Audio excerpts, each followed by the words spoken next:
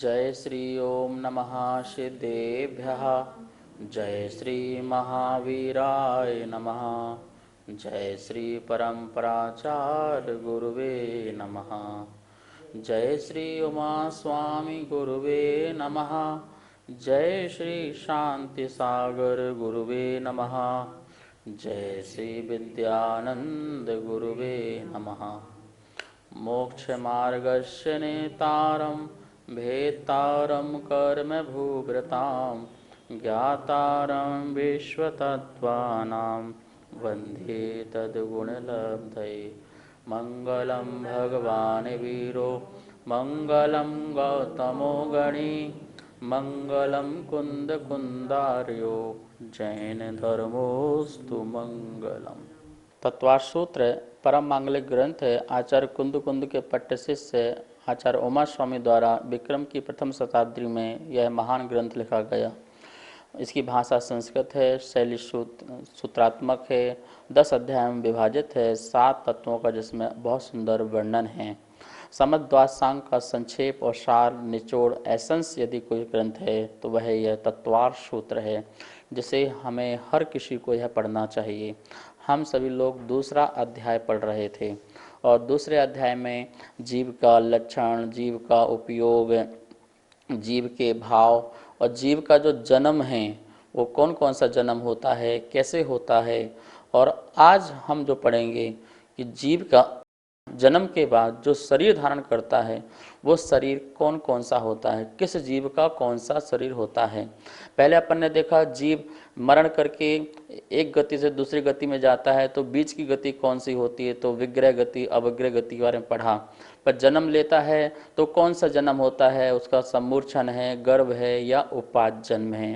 फिर अपन ने देखा कि उसकी योनि कौन सी है, तो सचित है, अचित है, सचित अचित है, शीत है, उष्ण है, शीतोष्ण है, संवृत है, विव्रत है या संवृत विव्रत है। यानी जन्म लेने का स्थान उसका कैसा है, मतलब उसकी गुण योनि कैसी है, उसका रूप, स्पर्श, रस, गंध, वर्ण कैसा है उस वहाँ जन्म लेने वाले का। यह अपन ने कल बहुत अच्छे से समझा। अब जो जन्म लेने के बाद वहाँ जो जन्म ले रहा जो शरीर है वो शरीर की क्या क्वालिटीज़ है, कौन जीव कौन सा शरीर धारण करता है, इसके बारे में अपन आज सूत्र पढ़ेंगे। 36वां नंबर सूत्र पढ़ेंगे। सभी लोग अपनी पुस्तक में 36वां नंबर सूत्र निकाल लेंगे। एक बार हम उच्चारण करेंगे, पुनः आप सब लोग। औदारिक वैक्रिका हारक तैजस कार्मणानि शरीराणि। एक बार पुनः। औदारिक वैक्रिका हारक तैजस कार्मणानि शरीराणि।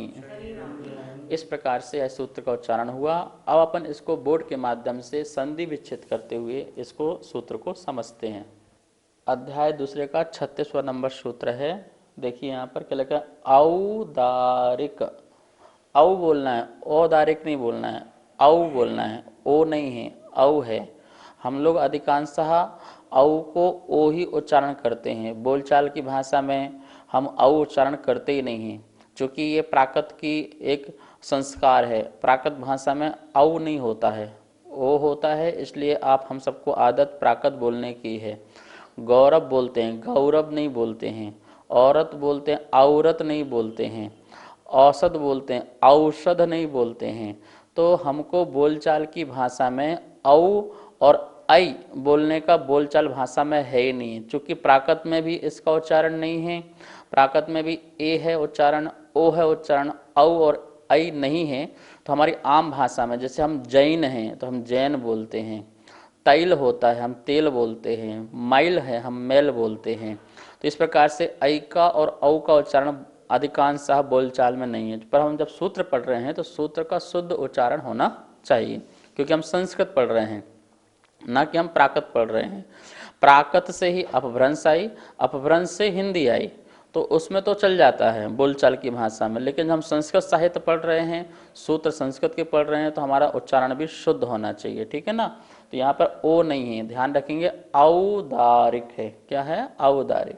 यहाँ वैक्रिक नहीं है, वही है, आई की मात्रा, वैक्रिका, वैक्रिका हारक। तेजस नहीं है, तैजस है, तैजस।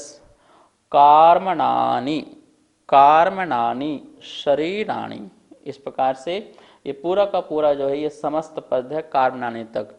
प्रथमा का बहुवचन, कर्मम कर्मे कर्माणि, चारित्रम चारित्रे चारित्राणि, जलम जले जलानि, इस प्रकार से ये बहुवचन में समस्त पद बन गया। ये भी बहुवचन में है, इसका मतलब है ये सबके साथ लगेगा। औदारिक शरीर, वैक्रियक शरीर, आहारक शरीर और तेजस शरीर और कार्मण शरीर। इस प्रकार जो संधिक्षित किया यहाँ पे औदारिक प्लस वैक्रियक प्लस आहारक, बड़ा आच, ठीक है, आहारक, फिर निकलेगा तेजस और फिर निकलेगा कार्मणानि, और शरीरानि सबके साथ लग जाएगा कि औदारिक शरीर, वैक्रियक शरीर, आहारक शरीर, तेजस शरीर और कार्मण शरीर। इस प्रकार से यहाँ पर 5 प्रकार के शरीर के बारे में बताया। जब भी कोई जीव जन्म लेता है तो जन्म लेने के लिए वहाँ पर योनि स्थान में अपना आहार वर्गना इकट्ठा करता है। क्या कौन सी वर्गना? आहार वर्गना, ध्यान रखना। इसमें ये तो कारण वर्गना है, ये कौन सी वर्गना है? कार्मण। ये 4 जो हैं ये आहार वर्गना, ठीक है ना, ये आहार वर्गना और ये कारण वर्गना। ये तो संसार में अनादिकाल से जीव के साथ हैं, लेकिन ये चेंज होते रहते हैं, ठीक है ना। ये जो आहार वर्गना है, जब भी जन्म लोगे तो आहार, आहार मतलब यहाँ कबलाहार की बात नहीं हो रही है, ठीक है ना, कबलाहार की बात नहीं हो रही यहाँ पर। आहार मतलब पौद्गलिक परमाणुओं का इकट्ठे करने की बात हो रही है, ठीक है। तो 23 प्रकार की वर्गणाएं होती हैं। आप शास्त्र में आगम में पढ़ेंगे तो 23 प्रकार की वर्गणाएं होती हैं। उनमें से जो कार्मण वर्गणाएं अलग होती हैं, आहार वर्गणा अलग होती है, मनोवर्गणा अलग होती है, भाषा वर्गणा अलग होती है। जो हमारे काम आती है ये जो वर्गणा नाम बताया मैंने वो हैं। बाकी और भी प्रकार की वर्गणाएं होती हैं।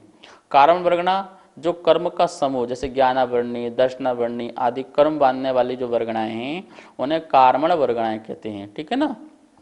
मनोवर्गणा जिससे मन की संरचना होती है, जिससे मन की स्थिति बनी रहती है, वो उस वर्गणा को बोलते हैं मनोवर्गणा। भाषा वर्गणा जो हम बोल रहे हैं, जो हम वचन कह रहे हैं, वो भाषा वर्गणा के बल से कह रहे हैं, उसे बोलते हैं भाषा वर्गणा। भाषा वर्गणा नहीं होगी तो हम बोल नहीं पाएंगे, ठीक है ना। मनोवर्गणा नहीं हो तो हम सोच नहीं पाएंगे। तो ये दोनों अपना काम करती हैं। और आहार वर्गणा जो जीव जन्म लेता है तो उस समय जीव अपने शरीर की संरचना हेतु जो भी पुद्गल परमाणुओं को इकट्ठा करता है उसे कहते हैं आहार वर्गणा। और ये आहार वर्गणा वो जीवन भर जब तक उसका शरीर होता है वो तब तक लेता रहता है, क्योंकि नो कर्म वर्गणा को नहीं लेगा तो उसके शरीर की स्थिति बनी नहीं रह सकती है। तो उसके कारण उसका जो शरीर है वो चलता रहता है, ठीक है ना। अब अलग अलग प्रकार से है, तीर्थंकरों के शरीर की 9 वर्गणा और हमारे सामान्य व्यक्ति की 9 वर्गणा और महापुरुषों की 9 वर्गणा वो अलग अलग हैं। जो बिल्कुल एक सा शरीर बना रहे, और हमारे में तो गलन आदि भी होता रहता है।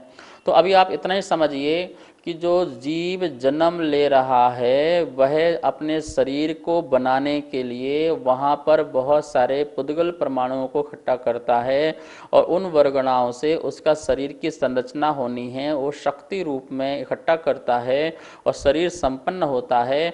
उसे कहते हैं आहार वर्गणा। अब वो शुरू में जो आहार वर्गणा है वो कैसी रहती हैं? खल रूप में, रस रूप में, ठोस रूप में, तरल रूप में, वो अलग अलग प्रकार से रहती हैं। फिर बाद में अंत में जाकर ठोस होती हैं, ठीक है ना। शरीर तैयार होता है, इंद्रिय तैयार होती हैं। तो इस प्रकार से यहाँ पर अपन ने समझा कि जो 4 जो शुरू के हैं, आहार, औदारिक, वैक्रिकक, आहारक और तेजस, इनके लिए आहार वर्गणा की जरूरत है। इसके बिना ये शरीर संपन्न नहीं हो सकता है।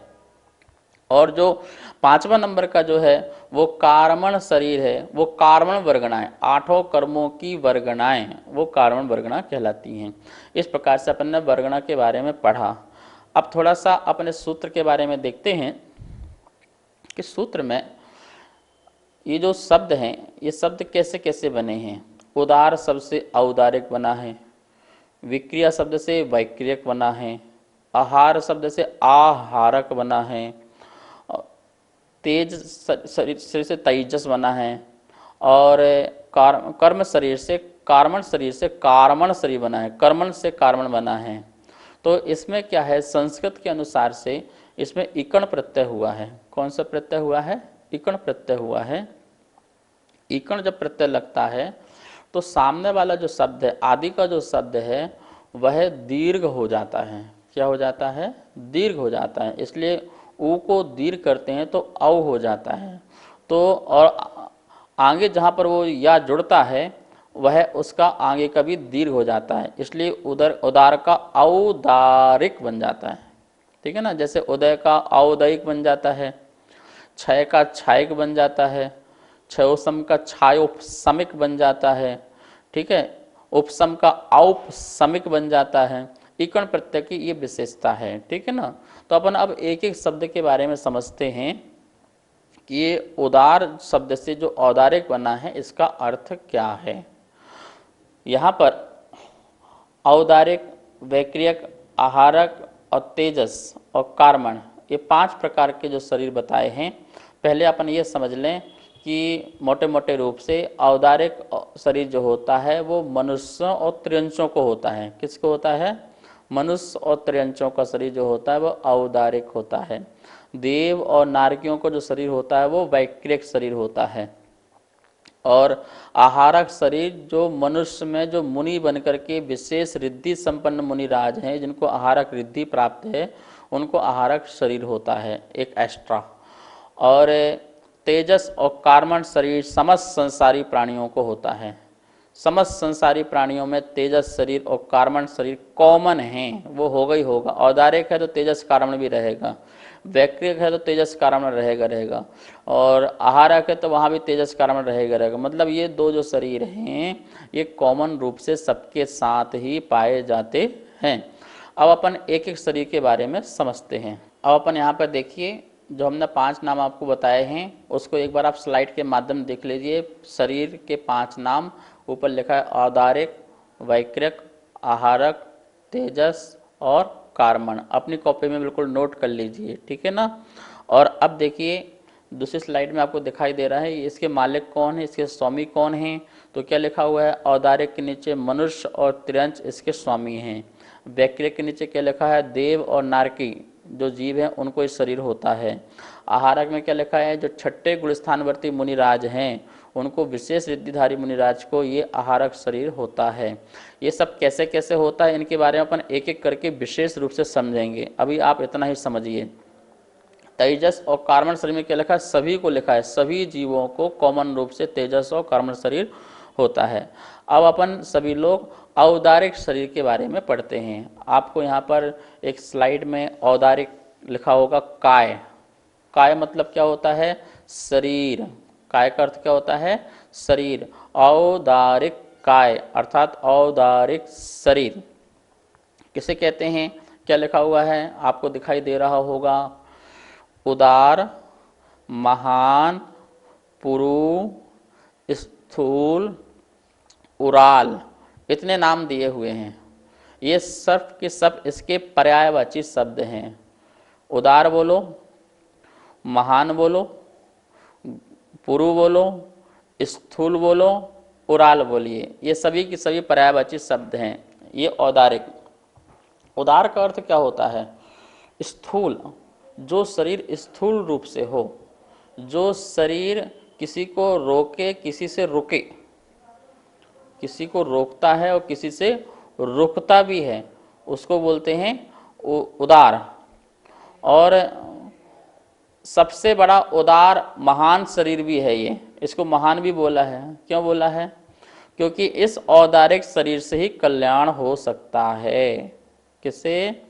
जब किसी भी आत्मा को मोक्ष होगा तो इस औदारिक शरीर से ही होगा, अन्य शरीर से नहीं होगा। इसलिए ये महान है, स्थूल है, दिखता है, देखने में आता है, टकराता है, किसी से रुकता भी है, किसी को रोकता भी है। तो इस प्रकार से ये औदारिक शरीर के नाम हैं। अन्य अन्य नाम से भी अपन जान सकते हैं। तो स्थूल समझ लिए, अपन ने गुरु समझ लिया, महान समझ लिया, उदार समझ लिया। इस महान को इसलिए बोलते हैं क्योंकि इस शरीर को हमें नष्ट नहीं करना है। कितने लोग बैठे हैं यहाँ पे जो कहेंगे हमको औदार्य शरीर नष्ट करना है। नष्ट कर दोगे, क्षय कर दोगे तो मुक्ति नहीं मिलेगी। हमें औदारिक शरीर का साथ से ही साथ साधना करना है। ध्यान रखना है, इन पांचों शरीर में हमें कार्मण शरीर को नष्ट करना है।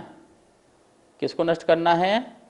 कार्मण शरीर को, क्योंकि जन्मदाता तो वही है ना, कार्मण, वो कारण है, ये तो कार्य है। क्या है? कार्मण शरीर जो है वो कारण है, और जो औदारिक आदि शरीर है वो उसका कार्य है। तो जो मेन है कार्मण शरीर, हमको उसको नष्ट करना है, जो कर्म बंध रहे हैं, जो कर्मों का समूह रूप से है। औदारिक शरीर नष्ट कर देंगे, इसके साथ हम अति करने लग जाएंगे, इसको हम नष्ट करने लग जाएंगे, खाना पीना ना दें, इसके साथ हम बहुत अति करने लग जाएं, तो ये हमको धोखा देगा, तो वो हमारे आत्मा का नुकसान हो जाएगा। इसलिए भगवान आदिनाथ स्वामी ने दिव्य ध्वनि में कहा, शरीरम आद्यम खलु धर्म साधनम। भैया प्रथम धर्म यदि है तो वो शरीर है, जिसके माध्यम से धर्म साधन हो सकता है। इस औदारिक शरीर के माध्यम से ही पद्मासन लगा कर ध्यान किया जाता है, खड़गासन लगा कर ध्यान किया जाता है। यदि इस शरीर का स्थिति सही ना रहे तो हम ध्यान नहीं कर सकते हैं। आपको पता है हम पद्मासन क्यों लगाते हैं? पद्मासन लगा के बैठ जाते हैं तो सारा का सारा शरीर जो है अपने वजन में बैठ जाता है। हमको फिर शरीर का ध्यान नहीं देना पड़ता, फिर हम अपनी आत्मा का ध्यान दें, अपनी उपयोग में लगें। तो इस शरीर के माध्यम से बहुत कुछ किया जा सकता है, और इसी के माध्यम से ही होगा। इसलिए हमें कोई भी औदारिक शरीर को नष्ट करने का, क्षय करने का भाव ही मत लाना, और ना ही ऐसा कोई बड़ा उपक्रम करना कि ये क्षय को प्राप्त हो जाए। वो बात अलग है कि संलेखना काल में, अंतिम संलेखना काल में इस शरीर के प्रति भी हम इस शरीर को छोड़ देते हैं। क्या कर देते हैं? छोड़ देते हैं, और छोड़ना चाहिए। और नहीं छोड़ोगे तो पहुंचोगे भी नहीं। आप ही बताइए, आपका प्लेटफॉर्म आने वाला है, ट्रेन में बैठे हो तो 5 मिनट पहले आप अलर्ट हो जाते हो ना अपनी सीट छोड़ने के लिए, ठीक है ना, कि हमको उतरना है। यदि आप अपनी सीट का मोह नहीं छोड़ोगे तो क्या होगा? आप प्लेटफॉर्म में गाड़ी में उतर भी बाहर नहीं पाओगे। तो जैसे हम पहले 5 मिनट पहले तैयार हो जाते हैं कि इस ट्रेन को अब छोड़ना है, इस सीट को हमको छोड़ना है, ऐसे ही जब हमारा स्थान आने वाला होगा, हमारा मोक्ष प्राप्त होने वाला होगा, हमारा ये आत्मा परमात्मा बनने वाला होगा, तो हम इस शरीर को भी क्या कर देंगे? छोड़ देंगे। और छोड़ना क्या है? वो छूट ही जाती है। इस प्रकार से शरीर के साधन बना करके चलना है। अपन यहाँ समझ रहे हैं औदारिक शरीर। ये औदारिक शरीर जो है मनुष्यों को और त्रियंचों को पाया जाता है, ठीक है ना। काय, काय यहाँ पे लिखा हुआ है, काय यानी संचय रूप पुद्गल पिंड। जो पुद्गल के पिंड हैं, पुद्गल के जो स्कंद हैं, उनका जो समूह है, संचय है, संग्रह है, उससे उत्पन्न होने वाले शरीर को काय कहते हैं। इसलिए इसका नाम हो गया औदारिक काय। अब क्या लिखिए परिभाषा जरा यहाँ पर देखिए। औदारिक शरीर नाम कर्म के उदय से उत्पन्न हुआ औदारिक शरीर के आकार रूप स्थूल पुद्गल स्कंदों का परिणाम औदारिक काय है। देखिए क्या बोला गया है, औदारिक नाम कर्म के उदय से। नमोस्तोचार्य श्री, औदारिक शरीर की क्या विशेषता है? औदारिक शरीर की अनेक विशेषताएं हैं। वैसे औदारिक शरीर के बिना हमारा कल्याण नहीं है, सबसे पहली विशेषता तो यही है। इसलिए इसकी स्थिति को बनाए रखना हमारा कर्तव्य है। इसको हम उपचार के माध्यम से या किसी के माध्यम से इसका ध्यान रखें। जैसे हमको यात्रा करना है तो हम गाड़ी की सर्विसिंग करते हैं और कराते रहते हैं, नहीं तो गाड़ी खराब हो जाएगी तो हमारी यात्रा पूर्ण नहीं होगी। हमें अपनी पूरी यात्रा करना है, हमें मोक्ष प्राप्त करना है, इसलिए इसका भी सर्विसिंग होते रहना चाहिए। ये निश्चित है गाड़ी मैं नहीं हूँ और गाड़ी मेरी नहीं है। यही भी निश्चित है कि शरीर मैं नहीं हूँ, शरीर मेरा नहीं है। ये मान्यता हमारे अंदर होना चाहिए। लेकिन गाड़ी का सदुपयोग, शरीर का भी वैसा ही सदुपयोग करना है। तो तो यह विशेषता है कि मुक्ति की प्राप्ति जब भी होगी इस शरीर के बल से ही होगी और कोई शरीर के बल से नहीं होगी, ना कि वैक्रियक, ना कि आहारक, ना कि तेजस और ना कि कर्मण। जब भी हमें मुक्ति की प्राप्ति होगी, शुद्धत्व की प्राप्ति होगी, तो वह मात्र औदारिक शरीर के माध्यम से होगी। ये पहली विशेषता है। दूसरी, औदारिक शरीर हम की पहचान उसकी कैसे करें, तो जो सड़ता है, गलता है, झरता है, वो औदारिक शरीर है। वैक्रिक शरीर सड़ता गलता नहीं है, झरता नहीं है, लेकिन जो औदारिक शरीर है वो हर समय गलता रहता है, हर समय झड़ता रहता है, हर समय सड़ता रहता है, हर समय उसमें कोई ना कोई परिवर्तन होता रहता है। तो यह उसकी शरीर की पहचान है। इसलिए सड़ने, गलने और झरने वाले पर ज़्यादा मोह नहीं करना है, ये भी ध्यान रखना है। जो सड़ता है, गलता है, झड़ता है, उसमें ज़्यादा ध्यान भी नहीं करना है, अपने आत्मा में ध्यान रखना है। लेकिन हाँ, उसकी स्थिति बनाने के लिए आपको अपना पुरुषार्थ करते रहना है, इस बात का भी ध्यान रखना है। इस प्रकार से यह इसकी विशेषताएं हैं। नमोस्तु आचार्य श्री। निगोदिया जीव का शरीर तो सूक्ष्म है, फिर उसको हम औदार के जीव कैसे कहेंगे? नगोदिया जीव जो है उसका जो शरीर है सूक्ष्म है, फिर हम उसे उदारिक क्यों कहेंगे? क्योंकि उदार तो उदार ही है, जो विशाल हो, जो स्थूल हो, हम उसे उदार कहेंगे। तो यहाँ पर हमें कुछ समझना है, सूक्ष्म के भी कई प्रकार के भेद होते हैं।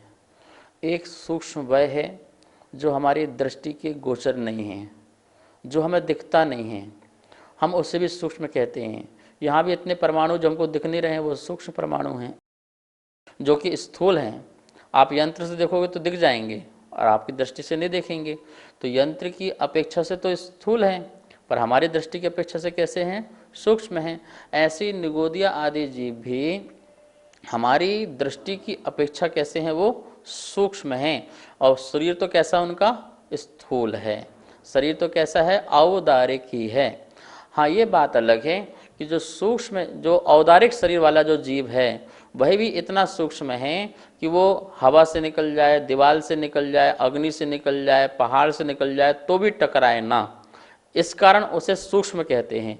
लेकिन उसका शरीर तो औदारिक ही मानना पड़ेगा, क्योंकि वो केवल ज्ञान का विषय है और केवल ज्ञान में वो दिखता है, हमको नहीं दिखता है। अवधि ज्ञानी को दिख जाएगा, मना पारे ज्ञानी को दिख जाएगा, हमारी दृष्टि से नहीं दिखता, हमारे नेत्रों से नहीं दिखता है, इसलिए हम उसे सूक्ष्म कहते हैं, ठीक है ना। लेकिन उसका शरीर कैसा है? औदारिक ही है, स्थूल ही है। स्थूल भी इतना सूक्ष्म हो सकता है कि वो किसी से ना टकराए और कहीं से भी निकल जाए, ऐसा स्थूल भी हो सकता है। इस दीवार से जीव आर पार हो जाए, ऊपर है स्थूल, पर वो टकरा नहीं रहा है, निकल नहीं रहा है, तो आचार्यों भगवान ने उसे सूक्ष्म जीव कहा है। लेकिन हमारे दृष्टि से नहीं दिखता, उसे हम और सूक्ष्म कहते हैं, ठीक है। तो इस प्रकार से निगोदिया जीव का शरीर सूक्ष्म होते हुए भी वह स्थूल शरीर ही है, इसलिए उसे औदारिक शरीर ही कहते हैं। तो उस जीव का भी औदारिक शरीर ऐसा बन जाता है। इस प्रकार अपन ने देखा कि आज 5 शरीर में जो पहला शरीर है औदारिक शरीर, जो उदार शब्द से बना हुआ है, उसके बारे में अपन ने यहाँ पर समझा। कल अपन जो विक्रिया से बनने वाला शब्द से वैक्रियक जो शरीर है होता है, उसका स्वरूप क्या है, किसको पाया जाता है और इसकी क्या क्या व्यवस्थाएं हैं, और कितने लोगों को विक्रिय शरीर हो सकता है, क्या देव नारियों को मात्र होता है या मनुष्य को भी हो सकता है या तिरंज को भी हो सकता है या अन्य जीवों को भी हो सकता है, इसके बारे में बृहत रूप से कल वर्णन करेंगे। आज इस औदारिक शरीर को आपने समझा, इससे नोट कर लेंगे। अब हम सभी लोग जिनवाणी स्तुति करेंगे। जावाणी के ज्ञान से सूझे लोकालो, सोवाणी मस्तक धरूं सदा देत हो धो। हे जिनवाणी भारती तो हे जपो दिन रैन, जो तेरा सरना धरे सो पावे सुख चैन। सभी को बहुत बहुत मंगल आशीर्वाद। नमोस्तु आचार्य श्री।